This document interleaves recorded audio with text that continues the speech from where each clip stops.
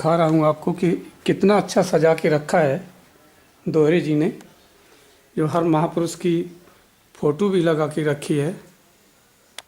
ये देखिए हम आपको दिखा रहे हैं।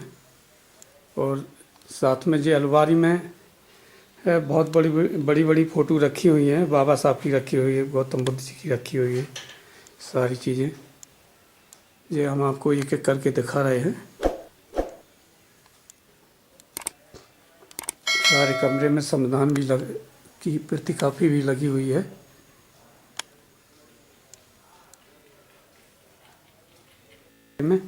बेटा क्या नाम है आपका? जिज्ञासा सिंह। कौन सी क्लास में पढ़ती हो? 8th।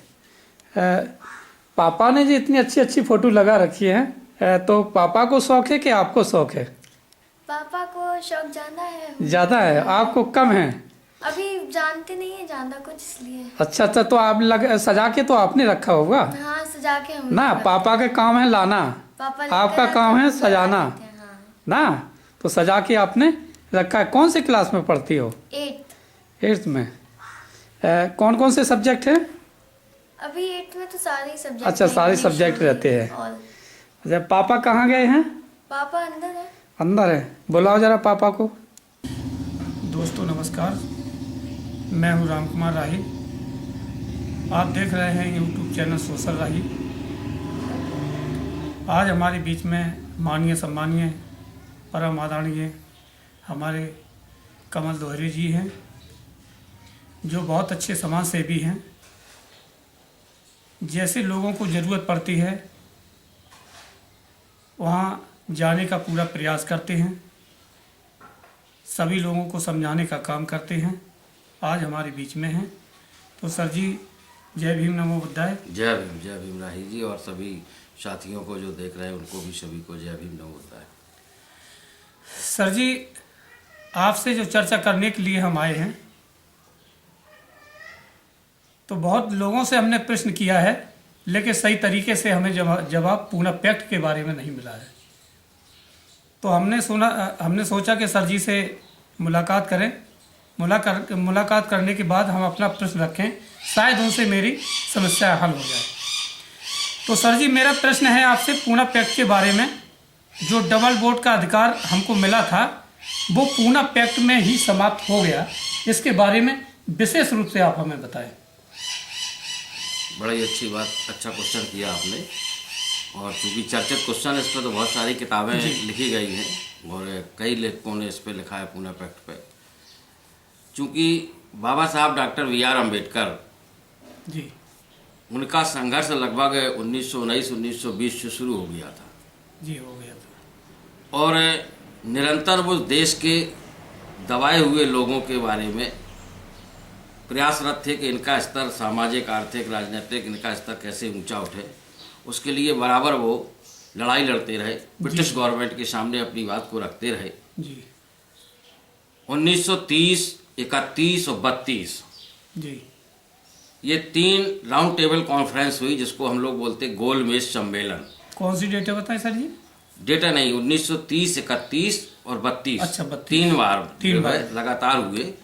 उन गोलमेज सम्मेलनों में बाबा साहब डॉक्टर BR अम्बेडकर ने खुद शिरकत की, स्वयं गए हैं। और ऐसी स्थितियों में गए हैं कि जब उनकी एक बार पत्नी बीमार रही, बच्चे खत्म हो गए, लेकिन उन्होंने कहा कि चूंकि अपनी पत्नी से भी उन्होंने ये कह दिया था कि तुमको जो बीमारी है उसके इस भारत में बहुत डॉक्टर है, लेकिन भारत को जो बीमारी छुआछूत की है उसका मैं अकेला डॉक्टर हूँ। क्या बात है सर जी। इसलिए मेरा वहाँ जाना बहुत ज़रूरी है। सही बात है। तो वो दिल्ली में, लंदन के अंदर राउंड टेबल कॉन्फ्रेंस में 3 बार जब बराबर उन्होंने अपनी बात को ब्रिटिश गवर्नमेंट के समक्ष रखा, ब्रिटेन की सरकार के पक्ष समक्ष रखा, महात्मा गांधी और तमाम सारे देश के और भी लोग वहाँ पर पहुँचे थे, प्रतिनिधि भारत के काफ़ी लोग थे।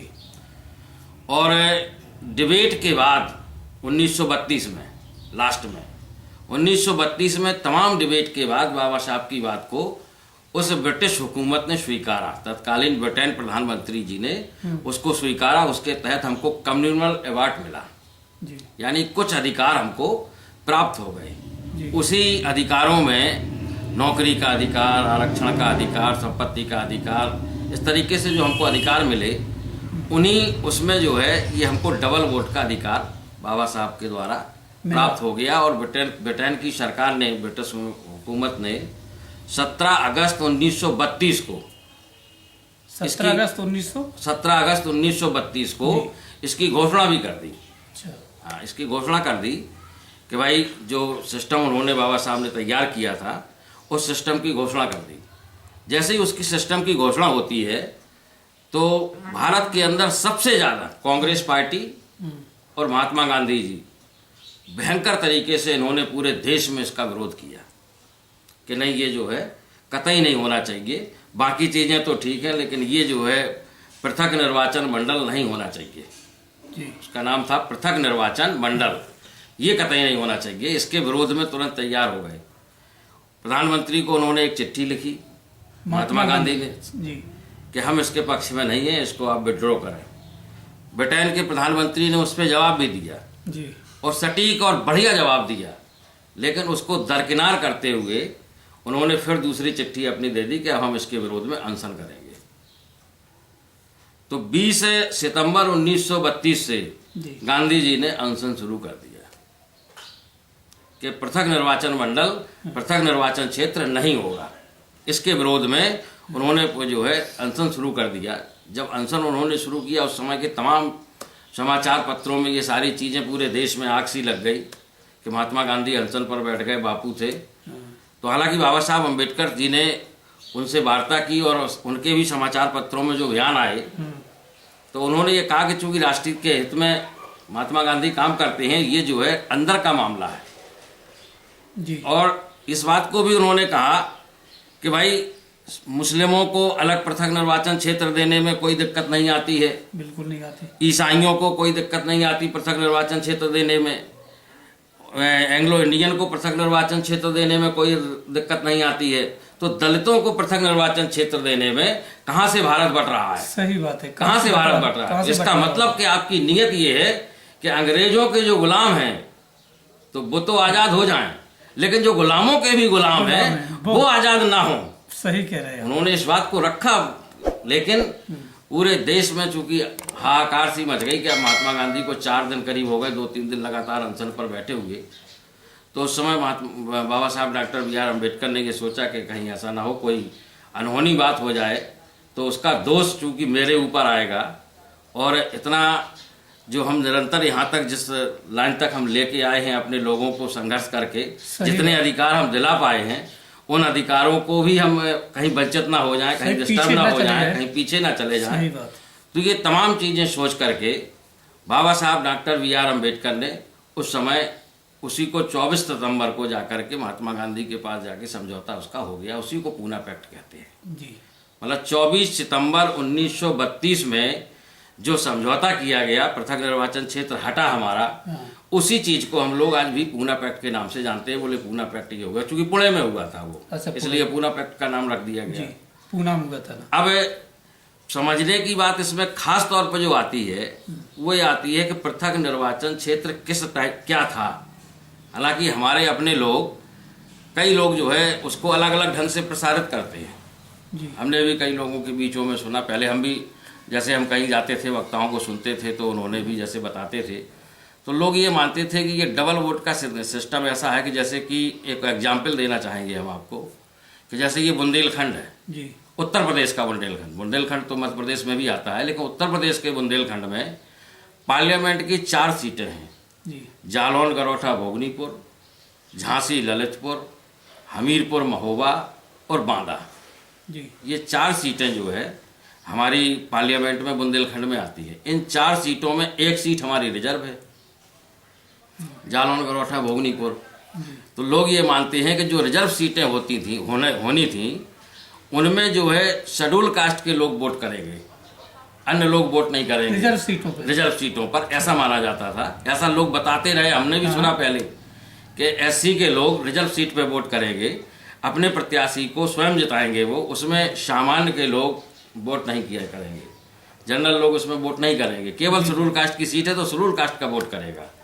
ऐसा हम भी जानते रहे छोटे में, लेकिन ये चीज़ हमारे दिमाग में बड़ी तरीके से गहन करती रही कि ऐसा कैसे हो सकता है कि मान लीजिए इस जालौन करोठा भोगनीपुर में हमारे केवल शेड्यूल कास्ट के लोग वोट डालें और सामान्य के लोग वोट ना डालें तो क्या वो वोट के अधिकार से वंचित नहीं हो जाएंगे? सही बात हो जाएगी। तो ये हमारे समझ में के थोड़ा परे आती थी, तो ये लगता था कि इसमें कहीं ना कहीं कोई खामियां हैं पढ़ने लिखने में।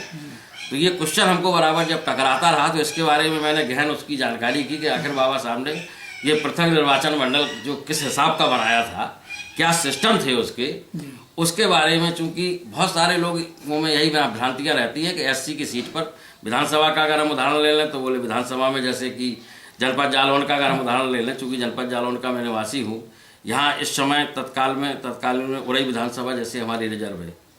तो अगर उरई विधानसभा के लोग शेड्यूल कास्ट के लोग केवल उरई विधानसभा के शेड्यूल कास्ट के कैंडिडेट को जिताएंगे तो बाकी लोग क्या वोट के अधिकार से वंचित हो जाएंगे? तो ये सिस्टम ये नहीं था। हालांकि वो सिस्टम अलग प्रकार का था, उसको हम बिना बोर्ड के और उसके नहीं समझा सकते हैं। जी। अगर आप कहेंगे तो हम थोड़ा सा बोर्ड पे इस चीज को जरूर बताएंगे कि पृथक निर्वाचन क्षेत्र का मतलब क्या था।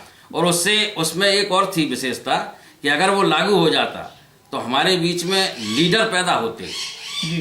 अब हमारे बीच में इस समय क्या है कि लीडर पैदा हो रहे हैं। लीडर मीन्स नेता, लीडर मीन्स सीढ़ी। सही है। तो हमारे जो जीत रखे जा रहे हैं जो आरक्षित सीटों से, वो लीडर है इस समय। लेकिन अगर वो सिद्धांत हमारा बना रहता, पूना पैक्ट ना होता, तो हमारे नेता जीत के जाते और वो समाज के लिए बहुत कुछ करते। सही बात है। और 1900 ये भी हमें कहने में कोई गुरेज नहीं है कि 1932 के बाद से ही या पूना पैक्ट के बाद से ही हमारे यहाँ चमचा योग आ गया। जी। चमचा युग ऐसे आ गया कि चूंकि हमारा आदमी जीतता तो है लेकिन सहारे किसी और के रहता है।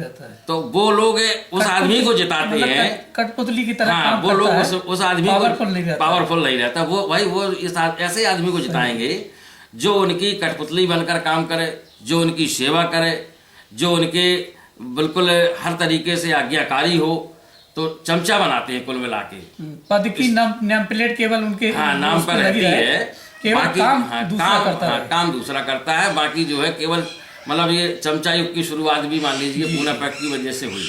हालांकि उस समय बाबा साहब ने बहुत बड़ी परेशानियां झेली और बहुत विरोध किया, लेकिन चूंकि कुछ मजबूरियां रही, उस समय के हालात ऐसे रहे कि जिसमें पूना पैक्ट करना पड़ा।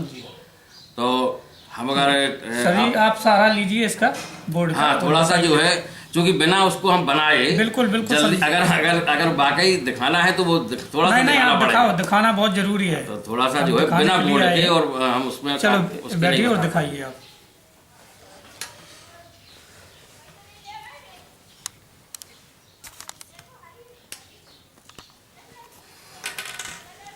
देखिए आपके सामने सर जी बोर्ड का प्रयोग करके आपको समझा रहे हैं और पूरा पैक्ट के बारे में तो बता दिया है। अब जो कुछ पृथक निर्वाचन क्षेत्र और डबल बोर्ड का अधिकार वो किस सिस्टम से था, हम केवल उसके बारे में बताना चाहते हैं। जी बोर्ड पे बोलिए।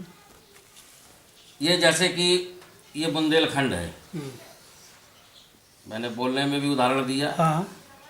इसकी ये 4 सीटें हैं।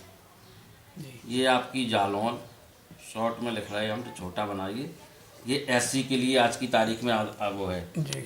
इसमें फोकस आ जाए तो देख देना। हाँ। ये आपकी बांदा, ये आपकी झांसी, ये हमीरपुर जी, हमीरपुर महोबा। इसी तरीके से विधानसभाओं का भी होता है जी। ये 4 सीटें हैं। इसमें शेड्यूल कास्ट की सीट ये है जालौन वाली है लोकसभा में। हाँ। ये लोकसभा की बात है। आज की तारीख में जो वर्तमान है उसके हिसाब से हम समझाना चाह रहे हैं। उस समय की स्थितियां अलग थीं। उस समय प्रांतीय परिषद थी और केंद्रीय परिषदें थी, वो अलग सिस्टम था उस समय ब्रिटिश हुकूमत का। लेकिन हम आज के सिस्टम से ही उसको एक्सप्लेन करना चाह रहे हैं केवल। तो ये सिस्टम आज जो चल रहा है, अब इसमें लोग क्या मानते हैं कि इस सीट पर जो शेड्यूल कास्ट की सीट है, इस सीट पर बोले केवल शेड्यूल कास्ट के लोग वोट डालेंगे और इन पर जो है हम भी वोट डालेंगे। इसमें एससी भी डालेगा, इसमें भी एससी वोट डालेगा, प्लस जनरल भी डालेगा जी, है ना। और इसमें भी जो है ये मानते हैं कि जनरल, ऐसे लोग ऐसे बताया गया, हमको भी बताया गया। इसमें भी यही सिस्टम किया उन्होंने, एससी भी डालेंगे जनरल भी डालेंगे। लेकिन इसमें केवल एससी वोट डालेंगे। जालोर माले में केवल एससी वोट डाले, ऐसा लोग मानते हैं, लेकिन ये गलत है, क्योंकि यहाँ के लोग क्यों वंचित हो जाते। बाबा साहब ने जो नियम बनाया था वो इस तरीके का बनाया। मान लीजिए 3 सीटें हैं, 4 सीटें हैं, तो ये इस तरफ दिख रहा ना जी, दिख रहा। ये हो गई 4 सीटें, इसमें ये हमीरपुर हो गई, ये झांसी हो गई। मतलब जो बाबा साहब ने नियम बनाया हाँ, है वो ये है जो ये बना रहे हैं। ये सटीक है जी, ये गलत है, इसको लोग समझते हैं ये गलत है, ये सही है। ये हमीरपुर हो गई, ये झांसी हो गई, ये बांदा हो गई, और ये जालौन हो गई। अच्छा सर जी, इसमें 4 कॉलम थे, वो हटके इसमें 3 रह गए। 3 रह गए। लॉन से जालौन आ गया। ये अब जालौन ऐसा है, आप ये भी समझे कि यहाँ अगर अकेले 80 के लोग वोट डालेंगे तो ये 20 लाख पर लोकसभा का प्रतिनिधि चुन रहा है आज की तारीख में लगभग। जी, अगर शेड्यूल कास्ट के लोग अकेले वोट डालेंगे तो शेड्यूल कास्ट का वोट ज़्यादा 6 लाख 7 लाख होगा, 8 लाख होगा। तो केवल 8 लाख पे क्या मेंबर ऑफ पार्लियामेंट बनेगा? इधर का आदमी 20 लाख पे मेंबर ऑफ पार्लियामेंट बनेगा, तो ये छोटा नहीं हो जाएगा, कम वोटों पे जीतेगा। कम वोट, सही है। तो ये तरीका सही नहीं था। ये बताया था उन्होंने कि ये हमारी जैसे 3 रिजर्व सीटें हो गई, और ये जिसका नाम जालौन दिया, इसका कार्य क्षेत्र संपूर्ण बुंदेलखंड है, संपूर्ण बुंदेलखंड। हमीरपुर वाली सीट भी है, झांसी वाली सीट भी है, बांदा वाली सीट भी है, जालौन तो है पहले से। और ये आरक्षित है जी, एससी की है, आज जालौन भी है। तो पूरा बुंदेलखंड लेंगे तो ये तो जीतेंगे अपने, वो पूरा क्षेत्र उसी हिसाब से बढ़ता। फिर आज जैसे 4 हैं तो फिर वो इस ढंग से बढ़ती, जी। 3 ये होती, इसको जालौन माना जाता है जो सुरक्षित सीट है। तो पूरे बुंदेलखंड के जितने शेड्यूल कास्ट के वोटर हैं वो जो पार्लियामेंट का मेंबर बनाते वो जालौन के नाम से जाना जाता है, या जो भी नाम रख दिया जाता है। उस समय की स्थितियां हैं, नाम तो एक अलग बात है, ये तो सपोज किया हमने। वो चूंकि खत्म ही हो गया, जब पूना पैक्ट हो गया, समझौता हो गया, तो वो चीज़ लागू ही नहीं हो पाई। तो ये इस ढंग से होता कि अब इसमें क्या होता कि ये भी 20 लाख के वोटर होते, इसमें केवल दलित जो है लगभग 20 लाख ये भी होते, ये भी 20 लाख होते, ये भी लगभग वोटिंग संख्या इन तीनों की सेम होती, चारों की। जी, बस अंतर ये होता कि ये केवल शेड्यूल कास्ट के लोगों से चुन के जाते। तो डबल वोट कहाँ मिलता है इनको? जो हम ये सीट पर चुनाव होता है, जब चुनाव, तो एक तो यहाँ पर शेड्यूल कास्ट के लोग जालौन की सीट को वोट करते, दूसरे मान लीजिए वो हमीरपुर जिले के हैं तो हमीरपुर को वोट करते, जालौन के हैं तो ये सब बढ़ जाता पूरा। ये जालौन भी अलग नहीं रहता, जालौन भी इन्हीं में घुस आ जाता, इन तीनों में। ये जालौन जिला इन तीनों में सम्मिलित होता, हमीरपुर या झांसी या बांदा की किसी सीट में सम्मिलित होता वो। तो ये इधर भी वोट डालते, मान लीजिए हमीरपुर में सम्मिलित होता तो ये इस वाली सीट पे भी हम लोग वोट डालते शेड्यूल कास्ट के लोग, और अपनी रिजर्व सीट पे भी वोट डालते। ये बांदा वाले भी अपनी बात सीट पे भी वोट डालते, एससी के लोग, प्लस जालौन वाली में डालते। झांसी वाले जो लोग हैं वो अपनी सीट पे डालते और प्लस ये रिजर्व सीट पे डालते। तो ये दोनों तरीके से। अब उसमें अंतर क्या आता? एक तो ये अंतर आता कि ये लोग केवल जो एससी के लोग थे जब ये चुन के जाते तो ये केवल दलितों के वोट से जब चुन के जाते तो ये दलितों की ही तो बात मानते जी, इनके ऊपर किसी अन्य लोगों का कोई दबाव नहीं था, ना ये कहीं वोट मांगने जाते। नाली खड़ंजा से लेकर के कोई भी चीज बनाते तो वो दलितों के लिए बनते, क्योंकि उन्हें किसी के वोट की आवश्यकता नहीं। जब आवश्यकता नहीं है तो वो खुल के बोलते।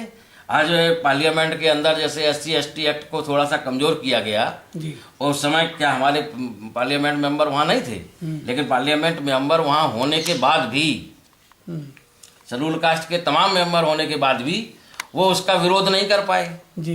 क्यों नहीं कर पाए? क्योंकि वो सब चमचा बन के चले गए।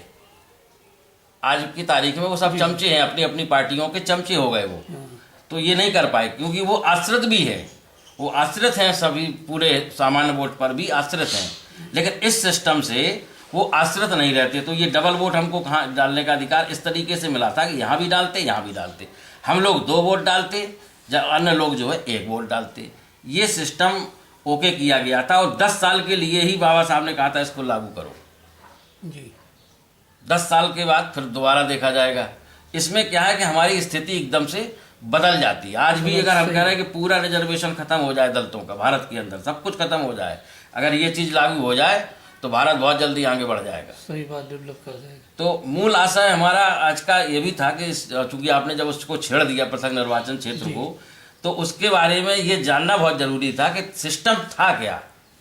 वोट का बैलेंस भी बराबर होना चाहिए, जिसमें लगभग 20 लाख पे ये भी मेंबर जीतेगा तो 20 लाख पे ये भी जीतेगा, या 5 लाख पे जीतेगा तो ये भी 5 लाख पे जीतता। उस समय के हालात जो भी थे, लेकिन हम आज का उदाहरण दे रहे हैं।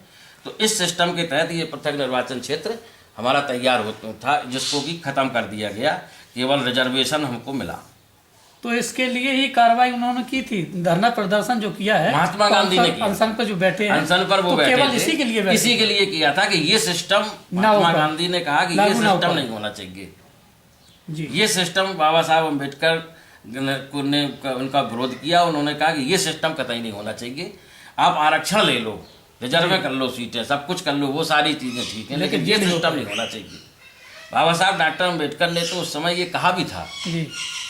जब 24 से इसके जब उन्होंने धमकी दे दी, ब्रिटेन के प्रधानमंत्री को अपनी तारीख घोषित कर दी कि हम अनशन पर बैठ जाएंगे जी। तो बाबा साहब ने इस चीज़ को कहा जब नई शुरुआत में, तो उन्होंने इसी चीज़ को कहा, बोले हम अपने लोगों के आने वाली पीढ़ियों के हाथ पैर बांधकर गुलामी की तरफ नहीं ले जा सकते, मैं इसमें कतई समझौता नहीं करूँगा। सही बात, बिल्कुल सही कह रहे हैं, क्योंकि इससे आने वाली पीढ़ी हमारी गुलामी की तरफ बढ़ जाएगी। बिल्कुल बिल्कुल। तो इस पर बहुत उन्होंने स्टिक रहे, बहुत प्रतिवेदनाएं दी उन्होंने, बहुत समाचार पत्रों में भी निकाला। लास्ट में समझौता क्यों हुआ? समझौता चूंकि जब गांधी 4 दिन हो गए, कोई आदमी खाएगा पिएगा नहीं, देश के वो भी नेता थे, कांग्रेस पार्टी के बड़े नेता थे, पूरे देश की निगाहें भी उनकी तरफ थी, देश आज़ाद नहीं था, आज़ादी की लड़ाई चल रही थी, तो आज़ादी की लड़ाई के नायक भी उनको माना गया है। तो अब ऐसी स्थिति में अगर कहीं कोई ऐसी घटना हो जाती, तमाम चिट्ठियां बाबा साहब को आती आई। उस समय पूरे देश से लाखों लाख लोगों ने चिट्ठियां लिखी कि बापू को बचाओ, बापू को बचाओ, बापू को बचाओ। तो बाबा साहब की मजबूरी हो गई कि बापू को बचाने के लिए सही बात है, इसलिए समझौता करना पड़ा। क्योंकि वही देखो, बाबा साहब डॉक्टर BR अम्बेडकर तो समतावादी आदमी थे जी। राष्ट्र हित उनके आगे सबसे पहले था कि चलिए ठीक है, सब लोग मान रहे हैं कि देश के नेता ये हैं और स्वाधीनता की लड़ाई लड़ रहे, स्वतंत्रता की लड़ाई लड़ रहे, तो इस चीज़ को ख़त्म होना चाहिए। चूँकि बाबा साहब के अंदर राष्ट्र की भावना सबसे ज़्यादा थी जी, तो इसलिए मजबूरी के कारण उन्होंने इसको समझौता करना पड़ा। तो हो गया, क्या किया जाए, वो अंतर ही। लेकिन हम तो केवल इतना चाह रहे थे कि ये सिस्टम अलग है, सही बात है, उसको सिस्टम को लोग गलत ढंग से प्रसारित करते हैं, बस इतनी सी बात है। मैंने सर जी आपने बहुत अच्छी बात रखी और आज पूरी जानकारी आपके माध्यम से हमें मिली, आपका मैं बहुत आभार व्यक्त करता हूँ। राष्ट्र में जय भीम, नमो बुद्धाय करता हूँ।